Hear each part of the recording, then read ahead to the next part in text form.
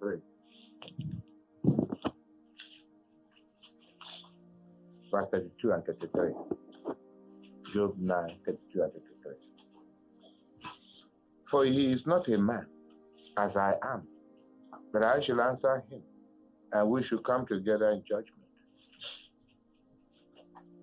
When a man has a case against another man, they answer back. They go to a judge. They go to court.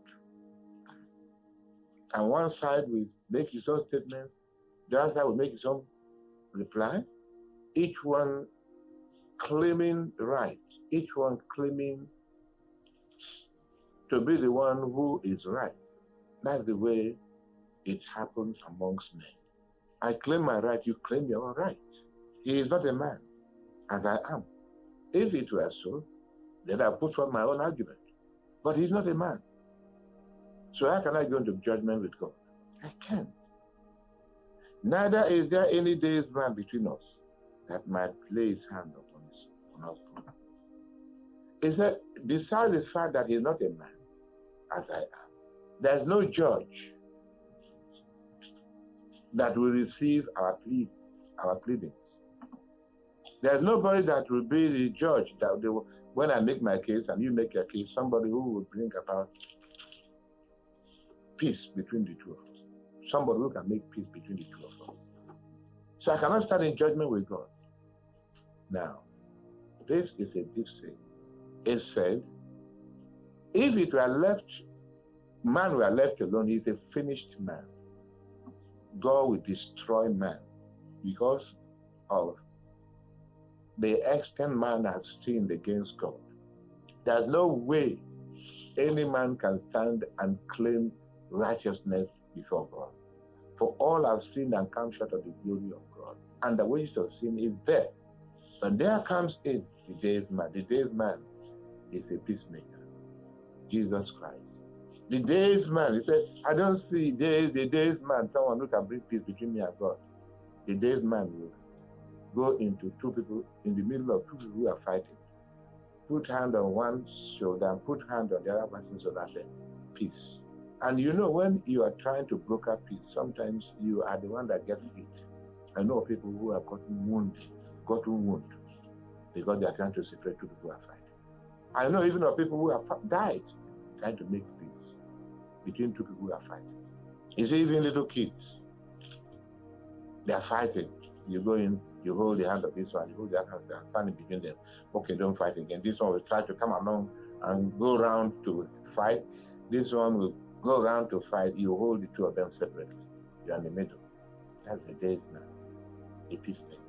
That's where Jesus comes in.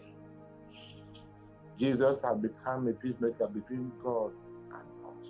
And he got the blows from both sides.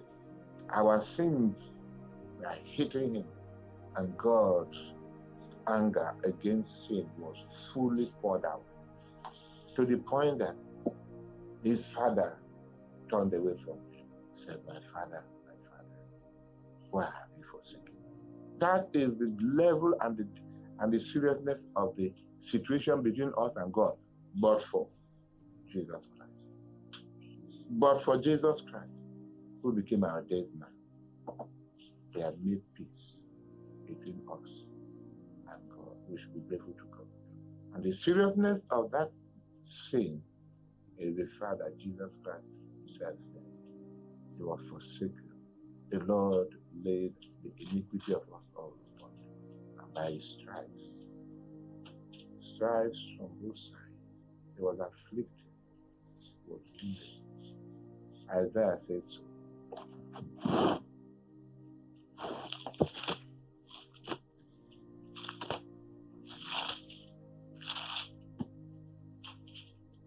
Isaiah 53. Who hath believed our report, and to whom is the arm of the Lord revealed? For he shall grow up before him as a tender plant, and as a root out of a dry ground. He has no form nor comeliness, and when we shall see him, there is no beauty in which he designed. When they have battered him, what he would suffer is what Isaiah prophesied. He is despised and rejected of men, a man of sorrows and acquainted with grief. And we hid as it were our faces from him. He was despised, and we esteemed him. Surely he had borne our griefs and carried our sorrows. Yet we did esteem him stricken, smitten of God, and afflicted. But he was wounded for our transgression. It was our sin that gave him all this torture.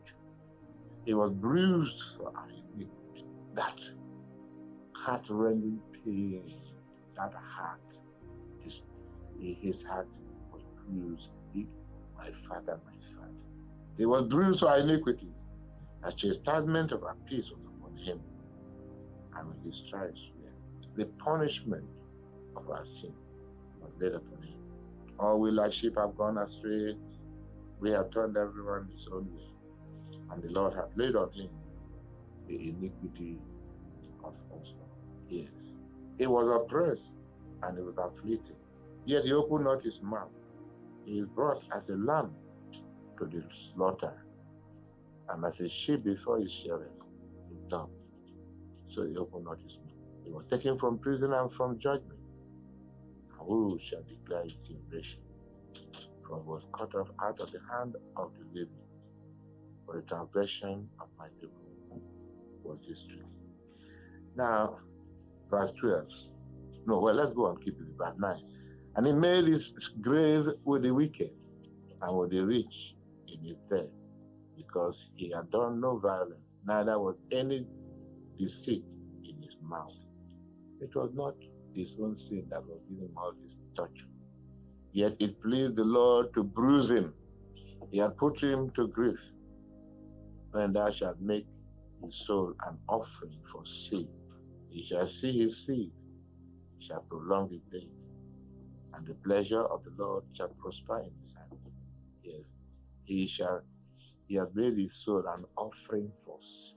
He shall see of the travail of his soul, and shall be satisfied. By his knowledge shall my righteous servant justify many, for he shall bear their iniquity.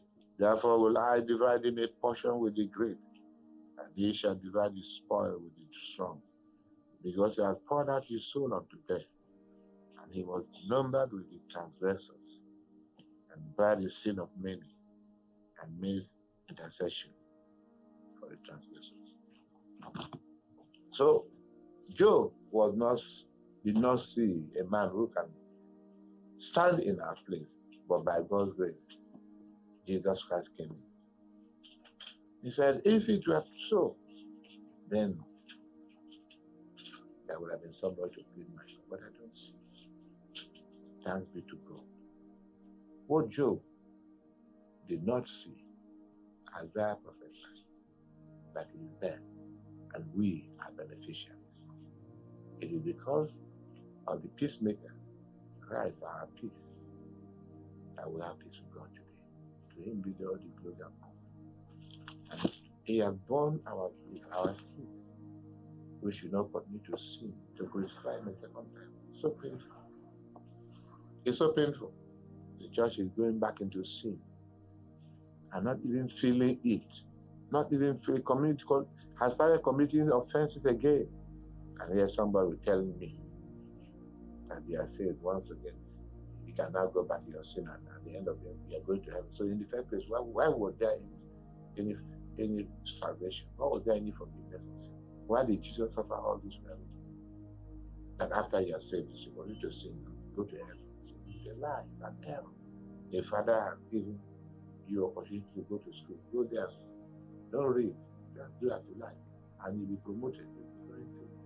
You become a professor. Keep going. Just don't read. You know you're ignorant and you're making it's not practical. We should start begin to struggle to grow in the knowledge and ways of God, just as we grow from one class to another, promoted from one class to another.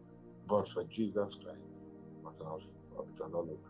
The Lord give us the grace to strive, struggle against, and daily be more like Christ. Daily be nature of Christ manifest in us. May Lord bless His word.